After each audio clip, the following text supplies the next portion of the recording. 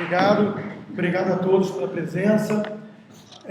Muito boa a palestra do Rodrigo. Eu fico muito feliz de ver que vai ter uma iniciativa desse tipo, Instituto Liberal do Nordeste. Eu sou presidente do Instituto Liberal no Rio, a gente compactua dessas mesmas ideias. É uma honra também estar lançando o livro Esquerda Caviar aqui em São Luís, Maranhão.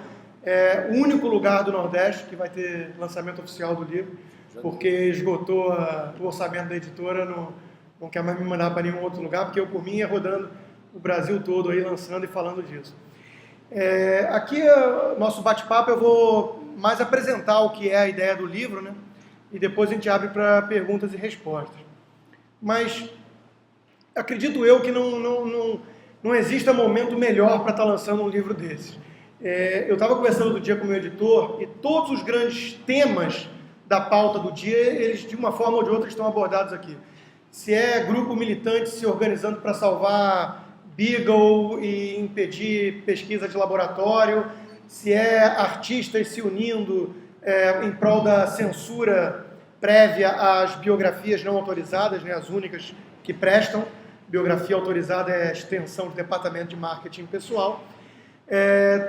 Black blocs e juventude utópica achando que vai solucionar os problemas do mundo da noite para o dia. Tudo isso que a gente tem visto aí a cada dia nos jornais e na imprensa, de uma forma ou de outra, é tratado aqui nesse livro. Então é um momento muito oportuno, sem dúvida nenhuma, e eu acho ótimo estar tendo a oportunidade de trazer, então, um contraponto a esse pessoal que sempre teve hegemonia cultural e hegemonia de imprensa no Brasil. A gente vive, nas últimas décadas, o Brasil vive uma pobreza de debate intelectual e ideológico muito grande. E todos nós sabemos disso, as universidades federais, toda a academia tomada por doutrinadores ideológicos marxistas, e em vez de estimular o livre debate e trazer uma ideia como essa, que parece às vezes alienígena, falar em liberalismo no Brasil, né, eles fazem o quê? Eu já estou entrando um pouco no tema do livro. Eles monopolizam o tempo todo as virtudes. Todos os fins nobres, né, você se preocupa com o meio ambiente, você quer um mundo mais pacífico, você se preocupa com os mais pobres, você se preocupa com os bichinhos, você se preocupa com as minorias, então você é de esquerda. Essa foi a falácia enfiada goela abaixo de todos nós nos últimos anos, nas últimas décadas no Brasil. E eles impediram, então, o livre debate de ideias. Eles impediram um debate mais sério, mais honesto, mais sincero, voltado para os meios, voltado para, ok, combinamos que esses são fins nobres, todos queremos isso, como é que chega lá? Isso é um debate mais civilizado, isso é um debate mais sério, e isso foi impedido no Brasil nos últimos anos.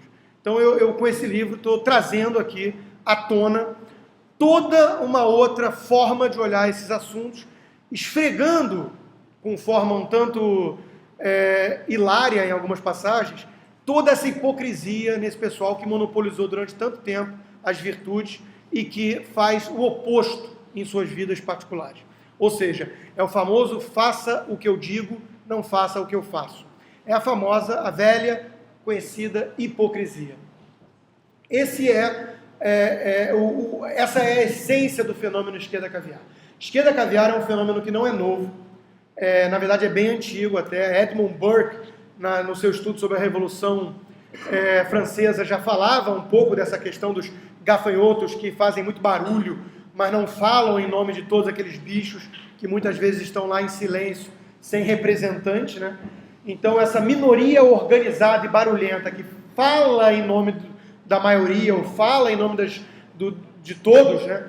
Dos pobres e tudo mais, não é um fenômeno novo, mas eu tenho para mim, e eu defendo essa tese no livro, que isso foi muito amplificado com a questão das redes sociais, a internet e tudo mais. O que acontece?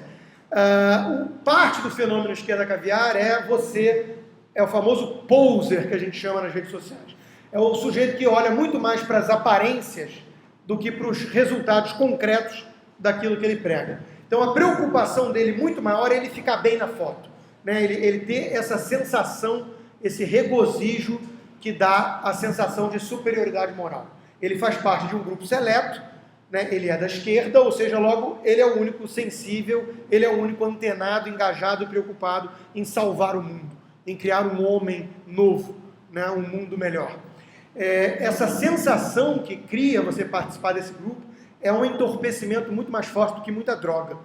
Então, as redes sociais são máquinas de proliferação desse fenômeno, porque você não gasta 2 calorias, coloca seu sobrenome Caiová na rede social do Facebook, e com isso você é o ser humano mais abnegado que já pisou na face da Terra. Você se preocupa com os índiozinhos. Você colocou Caiová no seu nome? Não. Tá vendo? Você é um insensível. Você só pensa em lucrar, só pensa em trabalhar para o seu próprio bem. Eu me preocupo com o índiozinho. Ah, mas onde fica a aldeia do Caiová? Não faz pergunta difícil. Mas como é que é a cultura deles? Tem infanticídio lá? Não enche o saco. Entendeu? Então, por aí vai. É uma cultura de monopolização dos fins, sensacionalista, de forma um tanto fácil, de fuga do debate honesto, né? Nada mais fácil do que pegar as meninas na faculdade e posar de defensor da paz mundial do que colocar a camiseta do Che Guevara. Você é um sujeito sensível, você é um sujeito que se preocupa com todas as minorias, enquanto que o outro, Mauricinho, que chega engravatado na faculdade, porque depois vai ter um estágio, esse aí é um egoísta que só pensa nele. Né? E aí, com esse discursinho fácil, você consegue posar de sujeito legal, sujeito cool. Só que Che Guevara era um fascínora, um assassino, um sujeito que sentia tesão com o odor de sangue das vítimas dele, declarado em carta, declarado em autobiografia, né? Naqueles...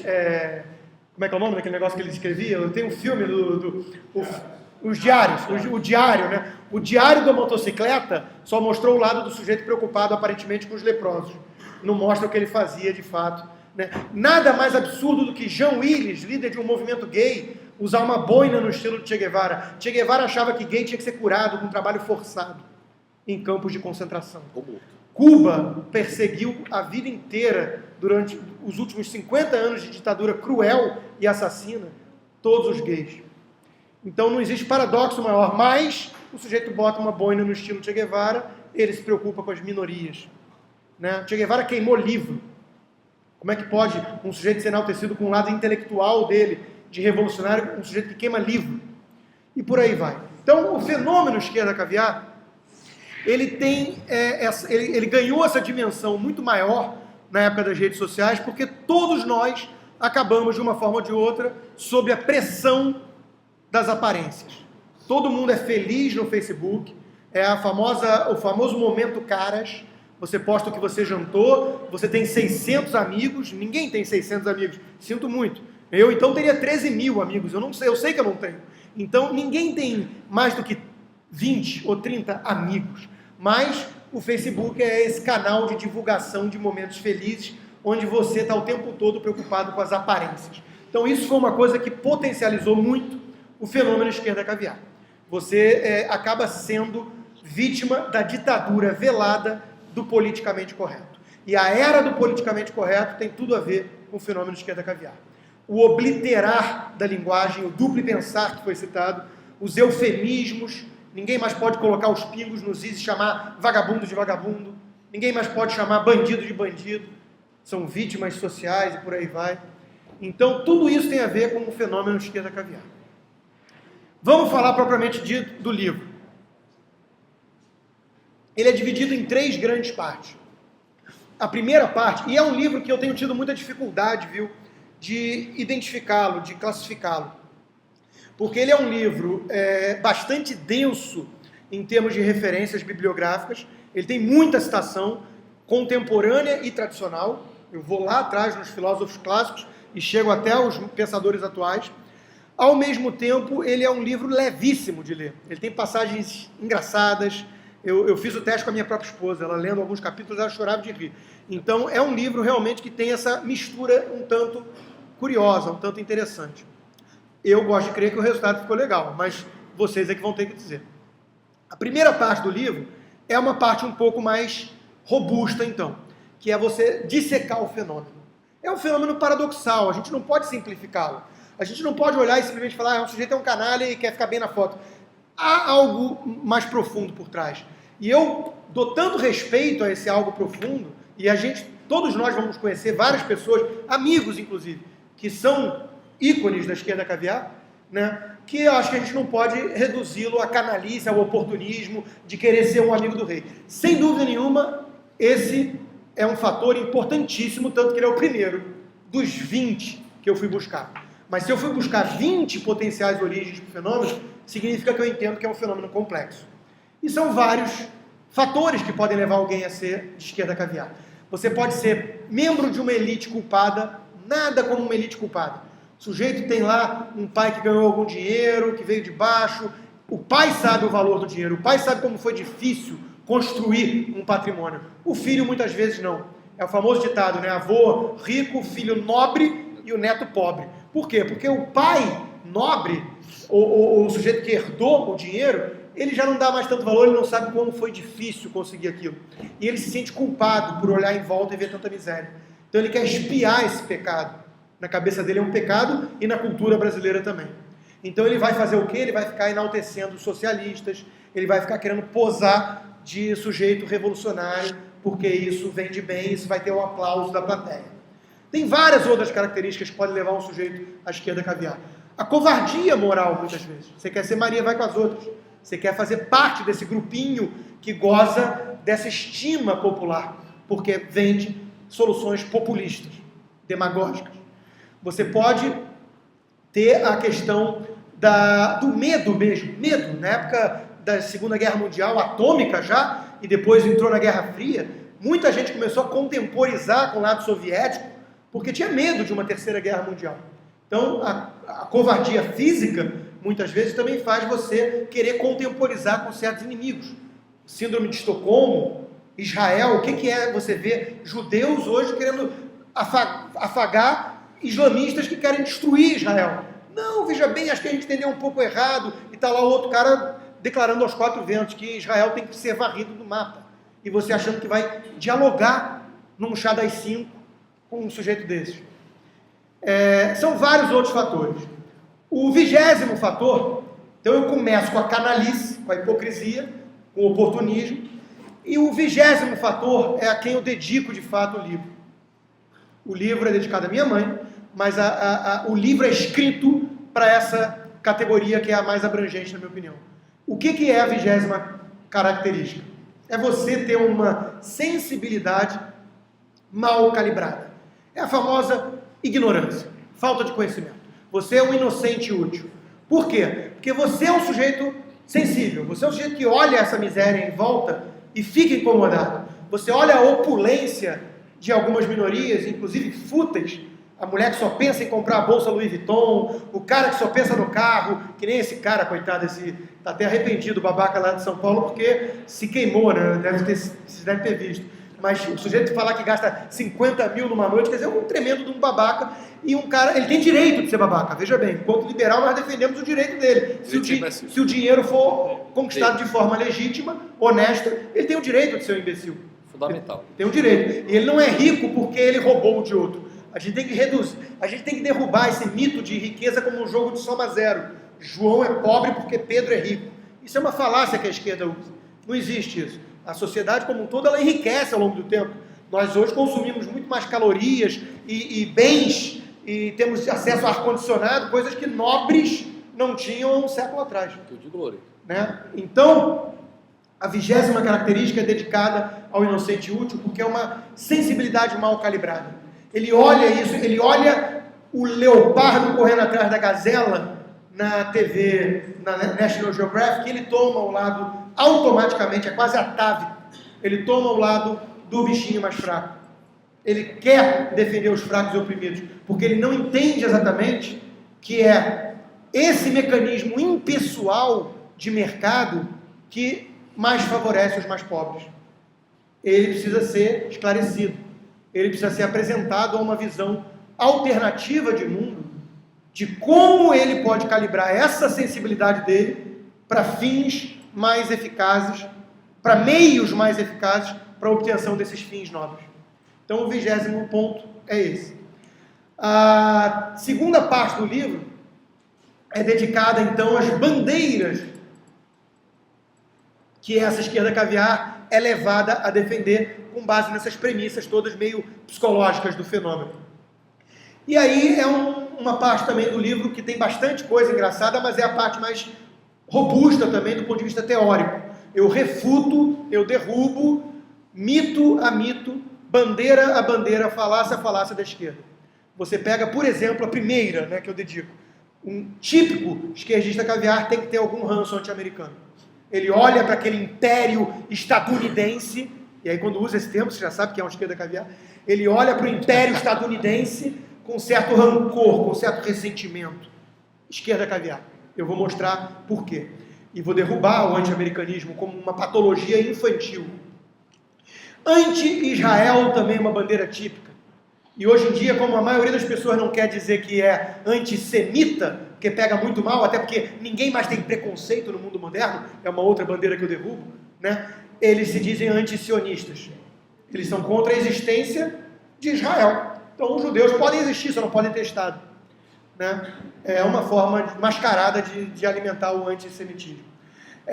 Todos os esquerdistas caviar vão ter algum tipo de simpatia para com o modelo cubano.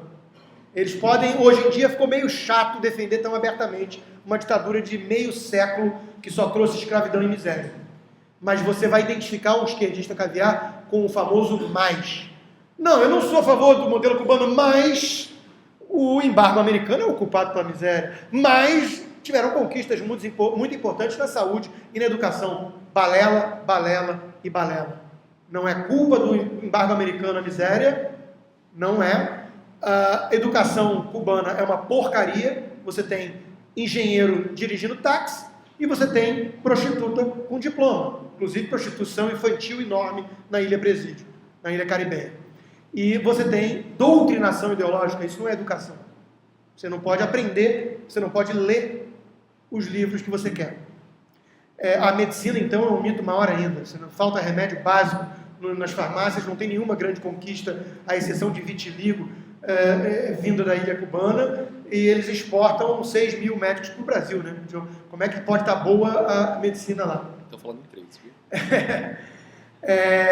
Outra bandeira importante, multiculturalismo. Né? É legal hoje em dia, porque é a era do politicamente correto, você suspender qualquer julgamento ético, moral e estético. Tem tudo a ver com o livro isso. Nada mais pode ser melhor. Tem uma passagem do... Aliás, esse é um livro que eu falei que era difícil definir no início, porque eu misturo Edmund Burke e vários outros filósofos de peso com Johnny Bravo, desenho da minha época, ou então com Os Incríveis.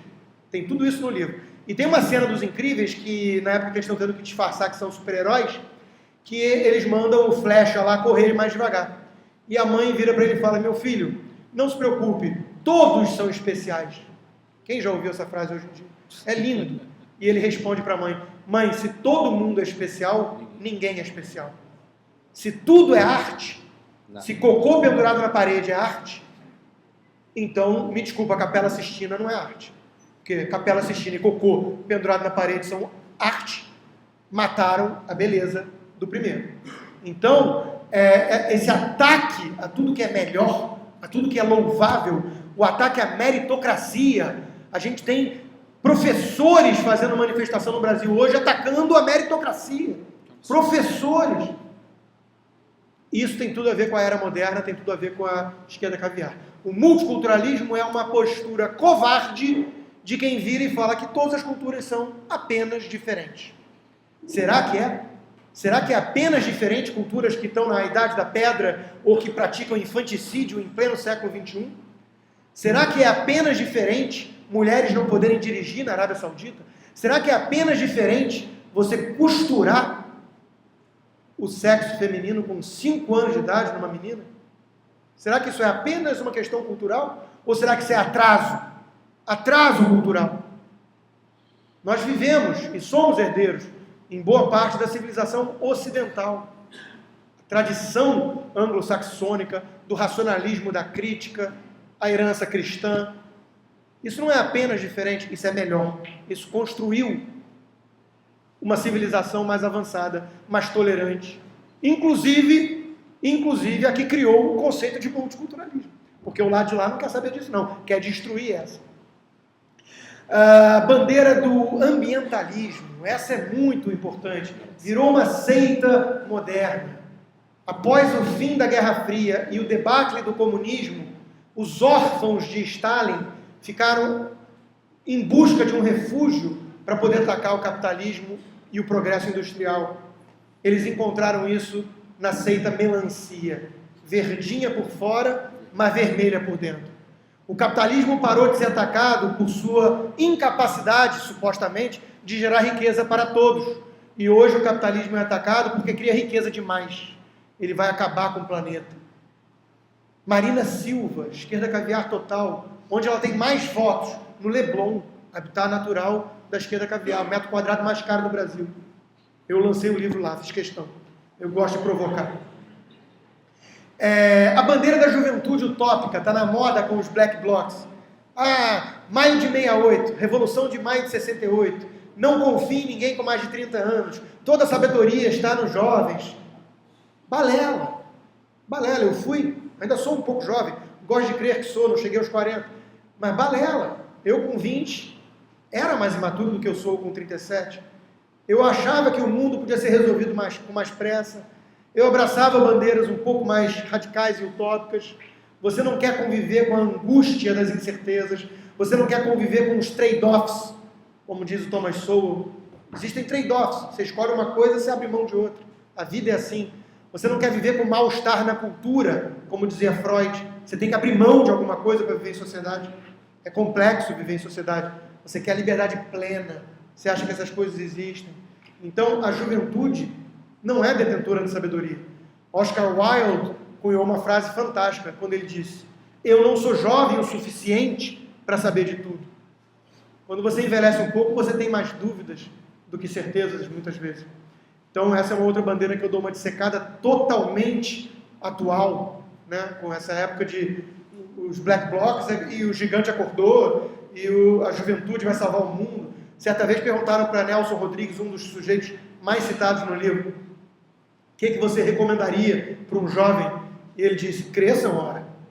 Essa é a minha recomendação. Então, envelheçam. Né? Cresçam, envelheçam. As bandeiras são todas bem trabalhadas, com bastante embasamento, argumentos. E a última parte do livro, aí sim, a mais leve de todas, são mini-biografias. É a parte revista Caras, né? Fofoca, Contigo, que é a parte que eu realmente dou uma esfregada na cara dos grandes ícones da esquerda caviar, toda a sua hipocrisia, todas as suas contradições. E aí é óbvio que as escolhas são um tanto arbitrárias e também dependem da disponibilidade de informação. Como no Brasil não tem biografia não autorizada, e é a única que presta, e como também eles metem processo nas editoras mesmo, né? Eu não fugi da raia, a minha editora não fugiu da raia, e tem lá Oscar Niemeyer, em memória, Chico Buarque, que assumiu o posto de líder da esquerda caviar no Brasil atualmente, Luiz Fernando Veríssimo, Wagner Moura, todos eles estão lá. Mas tem principalmente também Hollywood. Hollywood é um lugar onde pululam esses tipos. É o que mais tem a esquerda caviar hoje em dia. Também não tem só artistas, tem intelectuais, Noam Chomsky, cineastas como Michael Moore, adorado pelos idiotas úteis no Brasil. Sujeito que vende socialismo para ficar milionário no capitalismo. Vende o modelo de saúde cubano a um lugar que ele jamais adoraria morar.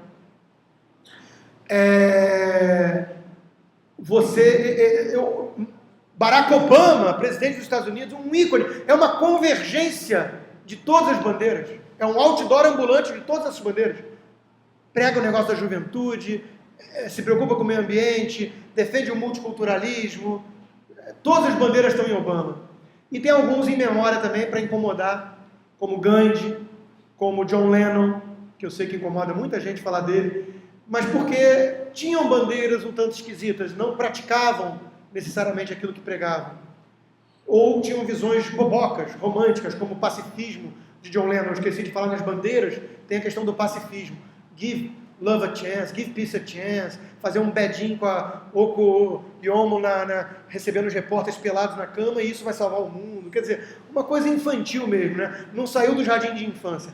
Geopolítica não é brincadeira para criança, tampouco para gente romântica. Churchill foi um dos sujeitos mais responsáveis por brecar o avanço nazista, e ele tinha uma frase que ele falava: bom, o que eu penso sobre guerras, que é melhor vencê-las. Já o Chamberlain queria tomar chá das 5 com Hitler. Né? Até o último minuto dos 45 do segundo tempo, ele achava que tinha diálogo e que o alemão era pacífico e não ia entrar em guerra com a Europa. Então a gente tem que entender que o lado de lá, às vezes, tem maluco. Né? Seja no âmbito de país, seja no âmbito individual, criminoso. Você achar que vai acabar com o crime culpando a sociedade, culpando a miséria pela criminalidade, o que eu acho, inclusive, ofensivo com os pobres. Conheço várias pessoas humildes que jamais praticariam crimes, muito menos violentos. Botar uma arma na cabeça de alguém. É ofensivo com o pobre você falar que pobreza gera criminalidade dessa forma. É ofensivo. Bastante. Então, a última parte do livro eu dedico a dissecar esses ícones e acabo, para não ficar com um tom pessimista, com uma luz no fim do túnel, que não é um trem vindo em nossa direção. Ferreira Goulart, conterrâneo de vocês, poeta, que passou a vida inteira defendendo as bandeiras erradas e teve a coragem, porque exige muita coragem, de sucatear uma vida de pregações erradas, equivocadas. Teve a honestidade intelectual de virar e falar: eu errei, eu defendi algo errado, eu sonhei o sonho errado. Isso exige muita coragem, algo que a esquerda caviar não tem, vocês vão ver. Então ele é a homenagem que eu faço no final do livro para mostrar que dá para sair dessa prisão que é a esquerda caviar. Dá para sair desse lado sinistro, que quer dizer esquerda na Itália, né? Dá para sair dessa coisa sombria e se endireitar um pouco mais na vida. É isso. Vamos abrir para perguntas. Obrigado.